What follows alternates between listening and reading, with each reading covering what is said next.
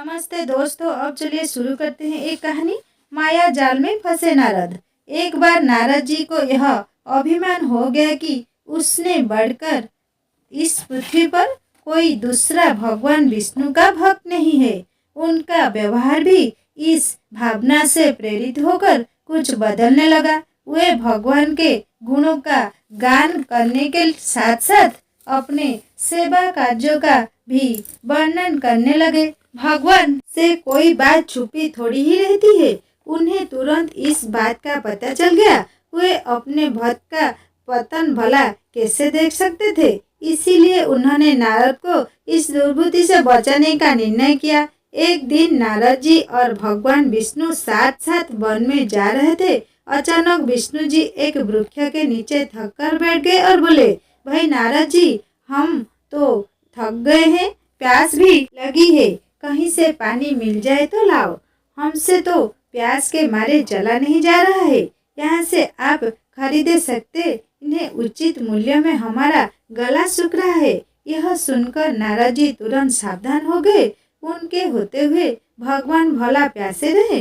वे बोले, भगवान अभी लाया, आप थोड़ी देर प्रतीक्षा करें। नारद जी एक और दौड़ लिए। उनके जाते ही भगवान मुस्कुराए और अपनी माया को नारद जी को सत्य के मार्ग पर लाने का आदेश दिया। माया शुरू हो गई। नारद जी थोड़ी ही दूर गए होंगे कि उन्हें एक गांव दिखाई पड़ा, जिसके बाहर कुएं पर कुछ युवा स्त्रियां पानी भर रही थी। कुएं के पास जब वे पहुंचे तो एक कन्या को देखकर अपनी सुध-बुध खो बैठे। बस उसे ही निहारने लगे। वह यह भूल गए कि भगवान के लिए पानी लेने आए थे। कन्या भी नारद जी की भावना समझ गई। वह जल्दी जल्दी जल से घड़ा भरकर अपनी सहेलियों को पीछे छोड़कर घर की ओर लपकी। नारद जी भी उसके पीछे जो लिए। कन्या तो घर के अंदर चली गई, लेकिन नारद जी ने द्वार पर खड़े होकर नारायण नारायण का अलख जमाया। गृह स्वामी नारायण का नाम सुनकर बाहर आया। उसने नारद जी को तुरंत पहचान लिया। अत्यंत विनम्रता और आदर के साथ वह नारद जी को घर के अंदर ले गया और उनके हाथ पैर धोकर स्वच्छ आसन पर बिठाया तथा उनकी सेवा संस्कार में कोई कमी नहीं छोड़ी।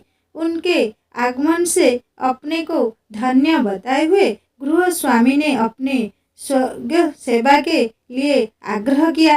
नारद जी बोले, आपके घर में जो आपकी कन्या जल का गरा लेकर अभी अभी आई है, मैं उससे विवाह करना चाहता हूँ। नारद जी की बात सुनकर गृह स्वामी एकदम चकित रह गया, लेकिन उसे प्रसन्नता भी हुई कि मेरी कन्या एक ऐसे महान योगी तथा संत के पास जाएगी। उसने स्वीकृति प्रदान कर दी और नारद जी को अपने ही घर में रख लिया।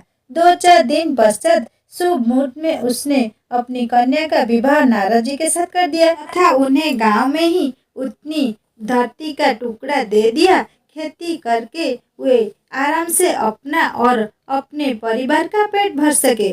अब नारद जी की वीणा एक खूंटी पर टंगी रही, जिसकी ओर उनका ध्यान बहुत कम जाता। अपनी पत्नी के आगे नारायण को वे भूल गए।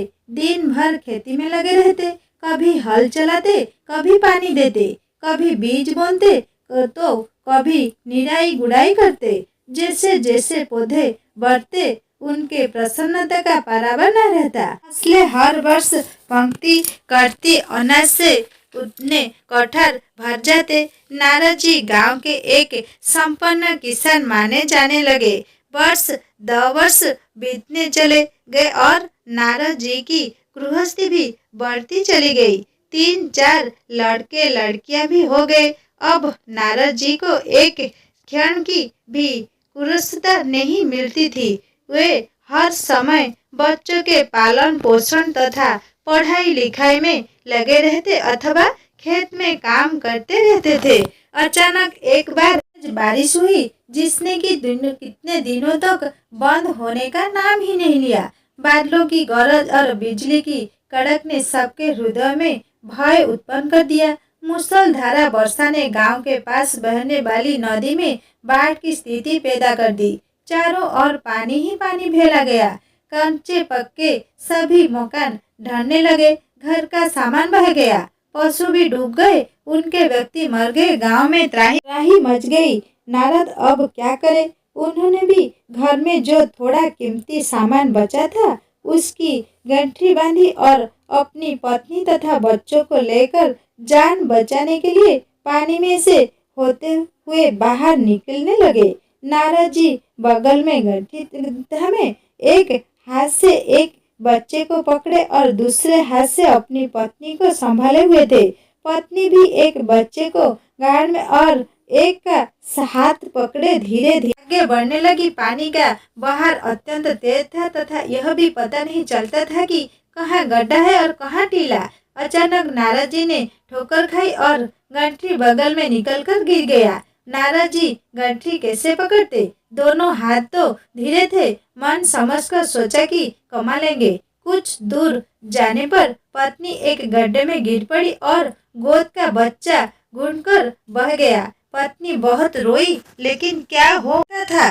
धीरे धीरे और दो बच्चे भी पानी में बह गए। उन्होंने बहुत कोशिश की बचाने की, लेकिन कुछ न हो सका। दोनों पति पत्नी बड़े दुखी, रोते कल्पते, एक दूसरे को सांत्वना देते कोई ऊंची जगह ढूंढने रहे। एक जगह आगे चलकर दोनों एक गड्ढे में चिपक गए। नारद जी तो किसी प्रकार गड्ढे से निकल आए, मगर उनकी पत्नी का पता कहीं नहीं चला। बहुत देर तक नारद जी उन्हें इधर उधर दूर दूर तक ढूंढते रहे, लेकिन व्यर्थ। रोते रट उनका बुरा हाल था।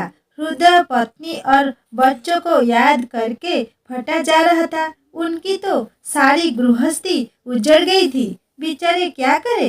कैसे कोस दे अपने भाग्यों को या भगवान को? भगवान का ध्यान आते ही नारद जी के मस्तिष्क में प्रकाश फैला गया कि और पुरानी सारी बातें याद आ गई। वे किस लिए आए थे और कहाँ आ गए? हो भगवान विष्णु तो उनकी प्रतीक्षा करी होंगे। वो तो उनके लिए जल लेने आए थे और यहाँ गृहस्थी बसाकर बैठ गए। वर्षों बीत गए गृहस्थी और बसने में, और फिर सब नष्ट हो गया। क्या भगवान अब भी मेरे प्रतीक्षा में उसी वृक्ष के नीचे बैठे होंगे? यह सोचते ही बाढ़ नदारद हो गई। गांव अंतर्ध्यान हो गया। वो तो घने वन में ही खड़े थे।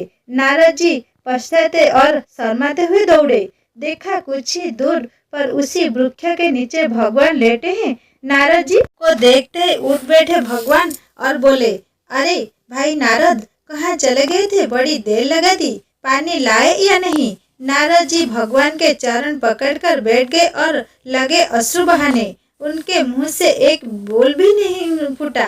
भगवान मुस्कुराए और बोले, तुम अभी तो गए थे, कुछ अधिक देर थोड़ी ही हुई है। लेकिन नारद जी को लगा था कि वर्षों बीत गए।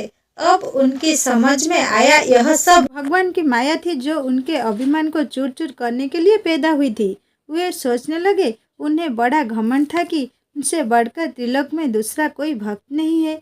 लेकिन एक स्त्री के देखकर वे भगवान को भूल गए। उसको पछतावा होने लगा और उनका घमंड जरा सी देर में ढेर हो गया। वे पुनः सरलता और विनय के साथ भगवान के गुण गाने लगे। दोस्तों, कहानी यहीं पर ख़त्म हो जाती है। कहानी कैसा लगा मुझे कमेंट करके बताना, और कहानी अच्छा लगे तो लाइक करना, दोस्तों के साथ शेयर करना, और मेरे चैनल में नए हैं तो सब्सक्राइब करके बेल आइकन दबा देना।